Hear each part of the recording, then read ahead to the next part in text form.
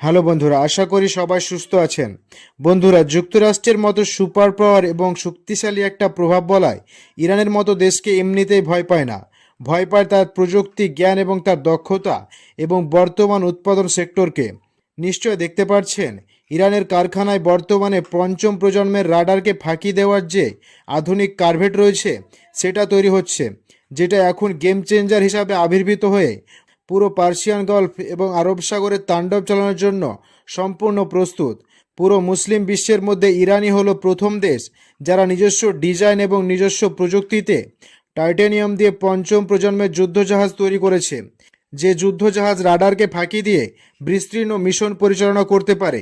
এটির স্পিড, এটির মিসাইল সক্ষমতা এবং এটির এডিব্লিউ সিস্টেম, জ্যামিং সিস্টেম এবং ইলেকট্রনিক্স ওয়ারফেয়ার পুরো যুদ্ধক্ষেত্রে যুক্তরাষ্ট্রকে নতুন ধরনের চ্যালেঞ্জ তৈরি করেছে। স্ক্রিনে নিশ্চয়ই আপনারা দেখতে পাচ্ছেন, আবু মাহাদি নতুন এই জাহাজটিতে ইরান অন্ততপক্ষে 6টি লং রেঞ্জের হাই স্পিড যা হাইপারসনিক অ্যান্টিশিপ মিসাইল রয়েছে তা যুক্ত করেছে, যার এক একটি মিসাইলের রেঞ্জ হলো প্রায় 1000 কিলোমিটার।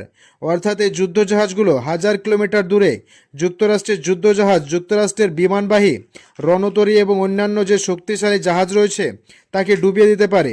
দেখুন, ইরানের যে নূর মিসাইল রয়েছে, বলা হচ্ছে চীনের যে প্রযুক্তি রয়েছে ওয়েজে-21 হাইপারসনিক মিসাইল তার হুবহু কপি। মাত্র কিছুদিন পূর্বে এই ধরনের মিসাইল চীন প্রকাশ্যে এনেছিল এবং তখনই কিন্তু আপনাদের ইনফর্ম করেছিলাম যে ধরনের মিসাইল ইরান হাতে পাওয়া এবং তারা যুদ্ধজাহাজে মোতায়েন করা এটা শুধু সময়ের ব্যাপার। স্ক্রিনে নিশ্চয় দেখতে পাচ্ছেন, ইরানের সামরিক বাহিনী তার এই নতুন আবু মাহেদি জাহাজ থেকে সফলভাবে 1000 কিলোমিটার রেঞ্জের এই হাইপারসনিক অ্যান্টিশিপ মিসাইল রয়েছে তার পরীক্ষা করছে সফলভাবে। আন্তর্জাতিক রিপোর্ট থেকে সুনিশ্চিত করা হচ্ছে প্রায় 75 কিলোমিটার দূরে দাঁড়িয়ে থাকা একটি প্রতিকী জাহাজে সফলভাবে এই মিসাইলটি হিট করছে। নিশ্চয় তার দৃশ্য আপনারা দেখতে পাচ্ছেন। এটি ইরানের যে সামুদ্রিক ওয়ারফেয়ার রয়েছে সেখানে একটি বড় ধরনের সক্ষমতা এবং যুক্তরাষ্ট্র এবং ইসরায়েলের জন্য একটা কঠিন নতুন চ্যালেঞ্জ। স্ক্রিনে বর্তমানে আপনারা যে যুদ্ধজাহাজটির দৃশ্য দেখছেন, এই যুদ্ধজাহাজটির নামই হলো শাহিদ আবু মাহাদি জাহাজ।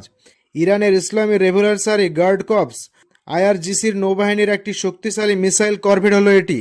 ইরানের নিজস্ব স্বদেশীয় যে প্রোগ্রাম রয়েছে, নিজস্বভাবে পঞ্চম প্রজন্মের যুদ্ধজাহাজ তৈরি করা, স্টেলথি যুদ্ধজাহাজ তৈরি করা, তার অংশ হিসাবে প্রথম ধাপে এটিকে তৈরি করা হয়েছে। এ ধরনের 4টি যুদ্ধজাহাজ তৈরির অর্ডার করেছে ইরান, যার মধ্যে প্রথম জাহাজটি আবু মাহাদি ডেলিভারি পেয়েছে ইরান। বেঙ্গন সাগরের নজরদারি রাডারের যে তরঙ্গ রয়েছে সেটাকে ফাঁকি দেওয়ার জন্য এই বডির ডিজাইন যুক্তরাষ্ট্রের যুদ্ধবিমানের মতো এবড়ো খেবড়ো করা হয়েছে এবং যেহেতু এটি ক্যাটারম্যান বা দ্বিহল ডিজাইনের জাহাজ, এর মধ্যে মধ্যে একটি বিশাল হোল রয়েছে, এর জন্য সাগরে এর গতি অনেক। এছাড়াও সেই ক্যাটারপেল ডিজাইনের কারণে রাডারের তরঙ্গকে এটা খুব ভালোভাবে ফাঁকি দিতে পারে। দেখুন, এই জাহাজটি এতটাই শক্তিশালী, সি স্টেট 5 থেকে 6 অবস্থায় এটা অপারেট করতে পারে এবং সি স্টেট 5 মিশন সম্পাদন করতে পারে। এখানে এই জাহাজটিতে লং রেঞ্জের নজরদারির জন্য একটি ভার্টিক্যাল ল্যান্ডিং সিস্টেম রয়েছে, যেখানে ইরানের গোয়েন্দা সংস্থার লং রেঞ্জের যে নজরদারি ড্রোন রয়েছে সেটা এখানে ডেক করতে পারে। যেহেতু রাডারকে ফাঁকি দেওয়ার জন্য এই জাহাজটির বেশিরভাগ অংশই টাইটানিয়াম দিয়ে তৈরি করা হয়েছে, এর জন্য এর ওজন অনেকটাই কম, মাত্র 300 টনের কিছুটা বেশি। এছাড়াও এই জাহাজটি প্রায় 200 নটিক্যাল মাইল বা 3700 কিলোমিটার পর্যন্ত তার মিশন পরিচালনা করতে পারে।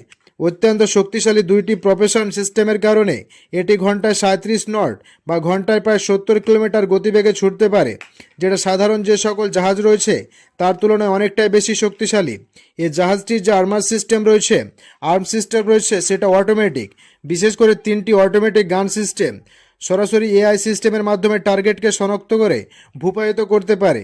ইরানের এই জাহাজটিতে একটি 30 মিলিমিটারের অটোক্যান, 4টি 20 মিলিমিটারের গ্যাটলিং গান সরাসরি all time ready to fire অবস্থায় থাকে এবং এআই টেকনোলজির মাধ্যমে আগ্রত যে সকল টার্গেট রয়েছে, বিশেষ করে ছোট ছোট ড্রোন রয়েছে বা ড্রোন সিস্টেম রয়েছে, তাকে ভূপায়িত করার জন্য অটোমেটিকলি ট্র্যাকিং করে তাকে ফায়ার করে দেয় এবং এ ধরনের প্রতিক্রিয়া মাত্র কয়েক মিলি সেকেন্ডের মাধ্যমে এটা করতে পারে।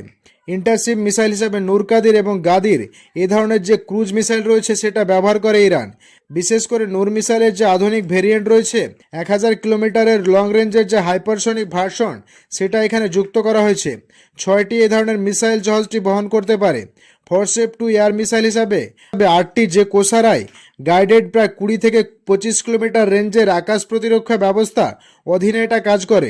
অন্যান্যভাবে লাইট টর্পেডো ভিটিএল ড্রোন যেমন মেরোজ 33 এটি গ্রহণ করতে পারে। এই যুদ্ধজাহাজটি ইরানের নৌশক্তির অগ্রগতির প্রতীক, যা সম্পূর্ণভাবে দেশীয় ডিজাইনে নির্মিত। এটি দ্রুত প্রায় 15 মাসের মধ্যেই তৈরি হয়েছে এবং আরও বাকিগুলো তৈরি করা হচ্ছে উচ্চ গতিতে। এবং ম্যান রেভেলেটরি প্রদান করা হয়েছে। জাহাজটি সরাসরি যুক্তরাষ্ট্রের যে বিমান রণতরী রয়েছে তার জন্য মারাত্মক ঝুঁকি তৈরি করেছে। যুক্তরাষ্ট্র এবং ইসরায়েল এই দুইটি দেশই এমন এক ধরনের দেশ যারা মানবিক ভাষা বা মানবিকতার পরিচয় রয়েছে। এই বিষয়ে যুদ্ধক্ষেত্রে কিছু বোঝে না, তারা শুধু বোঝে সামরিক ভাষা। যদি সামরিকভাবে আপনার সক্ষমতা থাকে, আপনার শক্তি থাকে, প্রযুক্তি থাকে, তাহলে অবশ্যই আপনি যা বলবেন বা একটি দেশ যা বলবে যুক্তরাষ্ট্র এবং ইসরায়েল তা শুনতে বাধ্য হবে এবং নেগোসিয়েশন করবে, যা সমঝোতা করা যায়। নয়তো সাদ্দাম হোসেনের মতো ইরাকে যেভাবে আক্রমণ করেছে হঠাৎ করে তার আক্রমণ করে দেবে। লিবিয়ার ভেতরে যেরকম আক্রমণ করা হয়েছে হঠাৎ করে দেবে। তবে ইরানের বিষয়টা একেবারে ভিন্ন। ইরানে চাইলেও যুক্তরাষ্ট্র এবং ইসরায়েল বড় ধরনের আক্রমণ করার পূর্বে অনেকবার ভাবতে হবে, কারণ তাদের ক্ষয়ক্ষতির পরিমাণ হবে বিশাল। বেঙ্গুন ইরান পৃথিবীর মোটামুটি প্রযুক্তিগত সকল ক্ষেত্রে তার পদচিহ্ন বা ছাপ তৈরি করেছে। আর এই অংশ হিসাবে ইরান এবার বায়োলজিক্যাল যে ক্যাপসুল রয়েছে, মহাশূন্যে মানুষ বা প্রাণী প্রেরণ করার জন্য ক্যাপসুল রয়েছে, সেটা তৈরি করতে যাচ্ছে। সামরিক বিশেষজ্ঞরা বলছে চীনের যে স্পেস প্রোগ্রাম রয়েছে, বিশেষ করে নুন স্পেস প্রোগ্রাম, তাদের যে প্রোগ্রাম রয়েছে তার অংশ হিসাবেই ইরান সেই প্রোগ্রামে যুক্ত হচ্ছে এবং তার বায়োলজিক্যাল যে ক্যাপসুল রয়েছে সেটা তৈরি করবে। ভবিষ্যতে এই ধরনের ক্যাপসুলের মাধ্যমে কিন্তু শক্তিশালী পেলোড নিক্ষেপ করা এবং অন্তর্দেশীয় ব্যালিস্টিক মিসাইলের ক্যাপাবিলিটি আরও নেক্সট লেভেলে পৌঁছে যাওয়া এখন শুধু সময়ের ব্যাপার। অনেক সামরিক বিশেষজ্ঞরা বলছে যে চীন তাদের যে চাঁদের প্রোগ্রাম রয়েছে সেখানে ইরানকে আনুষ্ঠানিকভাবে যুক্ত করে মূলত ইরানের যে ব্যালিস্টিক মিসাইলের কর্মসূচি রয়েছে তাকে শক্তিশালী করেছে। আপনি চাইলে আন্তর্জাতিক নিয়মের অনুসারে কোনো দেশকে অন্তর্মহাদেশীয় ব্যালিস্টিক মিসাইল প্রযুক্তি সরাসরি দিতে পারেন না, কোনো দেশ সরাসরি দেয়নি। আর সেক্ষেত্রে ভালো পন্থা হলো মহাকাশ গবেষণার নাম করে যুক্ত করে সেখান থেকে প্রযুক্তিগত জ্ঞান মিত্রদেশকে দিয়ে দেওয়া, আর মিত্রদেশ তা থেকে তৈরি করে নেবে, সেটা সুনিশ্চিত। ইরানকে কিন্তু এভাবে চীন যুক্ত করে বর্তমানে তাদের লং রেঞ্জের যে সকল মিসাইল রয়েছে, বিশেষ করে FD-27 এ ধরনের মিসাইল পেলোড এবং ইঞ্জিন সক্ষমতা সম্পর্কে ইরানে তাদের প্রযুক্তিগত জ্ঞান সেটা হস্তান্তর করছে। ওয়েল অত্যন্ত গুরুত্বপূর্ণ এই প্রেক্ষাপটে আমাদের দেখার বিষয় ইরানের তীব্র আকাঙ্ক্ষা এবং ব্যাপক প্রচেষ্টা কতটুকু সফল হয় এবং যুক্তরাষ্ট্র এবং ইসরায়েল তা কতটুকু বাড়াইতে পারে। তো বন্ধুরা, আজকের মতো বিদায়। নতুন কোনো ভিডিও নিয়ে আবারও দেখা হবে। শেষ পর্যন্ত ভালো থাকবেন, সুস্থ থাকবেন, এটাই কামনা করি। ধন্যবাদ সবাইকে।